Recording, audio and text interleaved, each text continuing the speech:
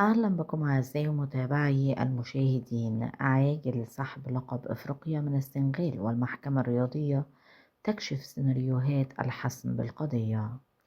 سحب لقب أفريقيا من السنغال، حيث أعلنت لجنة الاستئناف التابعة للاتحاد الأفريقي فوز منتخب المغرب بلقب البطولة بنتيجة 3 أهداف نظيفة بعد إلغاء قرار لجنة الانضباط السابق. واعتبرت اللجنة سلوك الجانب السنغالي مخالفة صريحة للوائح المنظمة المسابقة القارية، وهذا أدى إلى قلب النتائج بشكل مفاجئ وسط ذهول المتابعين للشأن الرياضي في القارة السمراء، حيث استند القرار إلى عدم منح الطرف المغربي حقه الكامل في جلسات الاستماع الأولية للقضية، والتي شهدت الرأي العام الرياضي مؤخرا.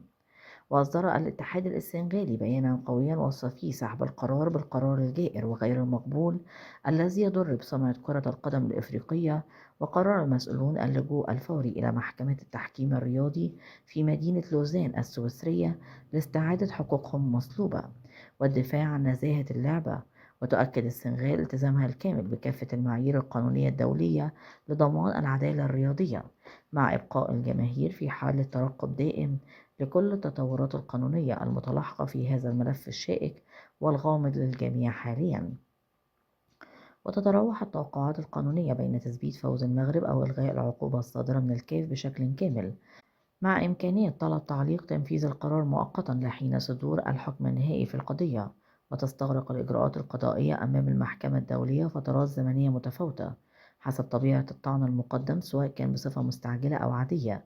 ويظل المسار القضائي هو الفيصل الوحيد لإنهاء حالة الجدل الواسع حول هوية بطل القارة الحقيقي والمستحق في نهاية هذا الصراع القانوني الكبير. من فضلك لا تنسى الاشتراك في القناة، تفعيل الجرس على وضع الكل، وعمل لايك ليصلك دائما وأبدا كل جديد من القناة.